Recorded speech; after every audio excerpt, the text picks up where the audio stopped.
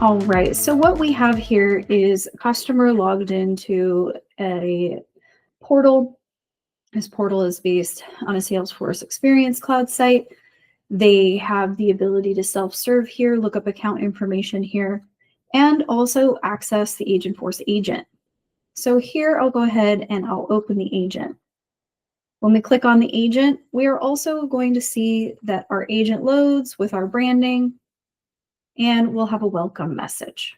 Now, from here, we want to illustrate that there are several ways that we can offer support to our customers before we get to the point where we need to involve a human. The first way that we do that is answering questions with knowledge. Whether your knowledge base is your website, knowledge articles in Salesforce, PDF documents loaded into Data Cloud, there are a myriad of sources that we can leverage in order to answer questions with knowledge. Now, that information can be presented at fingertips to your customers. All they have to do is ask a question. Now, of course, I'm doing a positive test here. I know that I'm going to get a positive response back, but the agent is also suited to handle questions that are off topic. So it's intelligent enough to learn from the natural language conversation within this window and then take the appropriate action. So here you can see it's returned a result that it supports these browsers. Now you can also support product information, policy information. You can even upload documentation on how to use this agent or use this portal, allowing the opportunity for you to give shortcuts to your customers on training their end users on how to use the tools provided by your company to them. We'll do one more.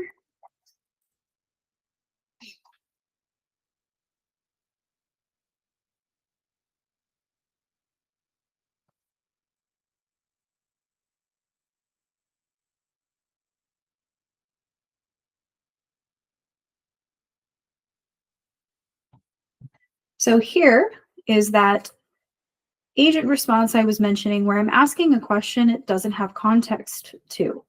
So here it's saying, would you like me to escalate this issue to a live agent for further assistance? Instead, I'm going to ask to create a case. I don't have time to sit and chat with somebody today. I was looking for a quick answer. I'd like somebody to follow up on this issue and get back to me.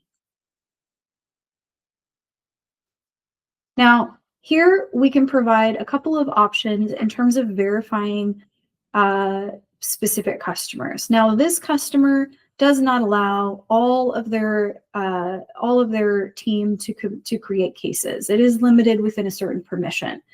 You can have a verification step here. You can have a fully authenticated experience because this is a portal. We can automatically get who this is for context, but in this instance, we do ask for the email address so we can verify the contact, validate that they are able to create the case, and then link them to the case that gets created.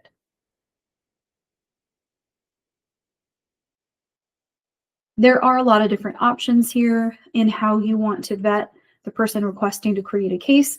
There's also different paths, whether this is directly on an external site versus an internal site that might be authenticated. So a lot of different options available in the configuration. All right, so here we can see that the case has been created.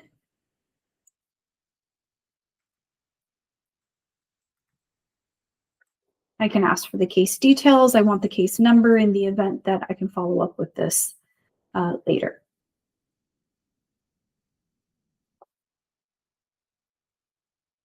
Great. So here I have the case information. Some other things that we can do. I can add a case comment.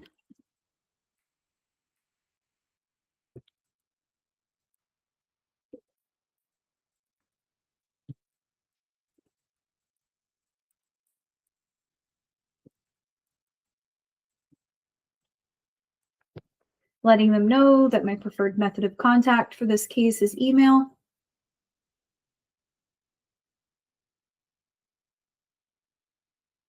And here it's confirming that it has added a comment to my case. Now, a few other things that we can do. We can look up information, add information. We can also manage our specific account. So if I need a password reset,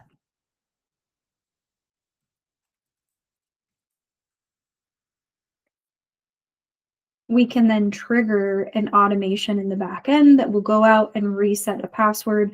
Maybe I'm resetting it for me, maybe I'm resetting it for someone on my team, but an email can be triggered. That user can then reset their password via that password reset link and go through the authentication and reset password process to gain access to the portal again.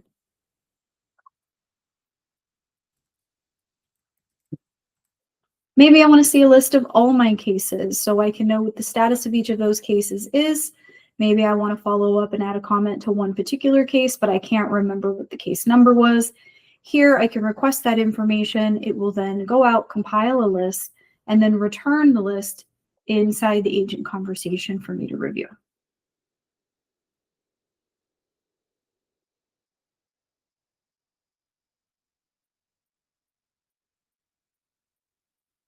Excellent. So now the last element of our demonstration is it's important to always provide a path to an actual human in your agent conversation. It's one of the things that makes an Agentforce implementation successful is that always have the ability to escalate. Now, some people choose to escalate in the form of a case. Others have SMS, WhatsApp, or chat within their company, and they have teams staff to handle those conversations. There's a variety of ways that we can transfer the conversation to a human.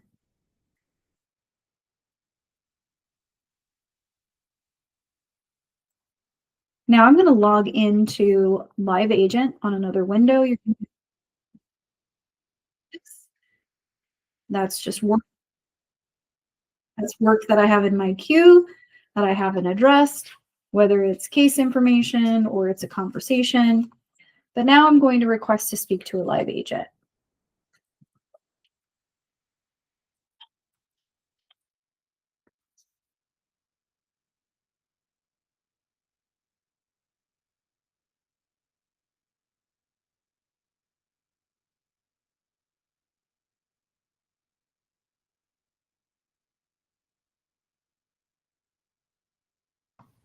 All right, so that tone that you heard, and as you can see on the screen here, is the agent transferring the conversation to a live agent.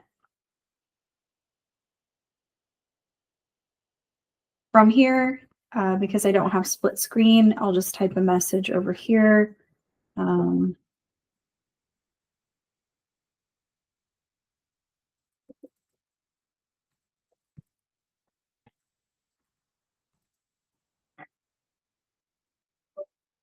And now we have a live conversation between the agent and the customer service rep. Now the customer service rep will see the entire conversation so that the context of the conversation is carried over, allowing the customer to not have to repeat themselves, not have to reiterate what they need unless it's something new, and or the agent is confused about which topic they might be interested in addressing. Because we did jump around and we did have a bunch of different actions here and a bunch of different questions. Context might be a little difficult to divine from the conversation. However, we're at least providing that. So if somebody does have an experience where they're frustrated or they've asked a specific question and not received an answer, the internal agent who's picking up the conversation from the agent now has the context and then can create a positive customer service and transfer experience between the agent and the customer service rep now in the chat conversation. So that concludes our service demo.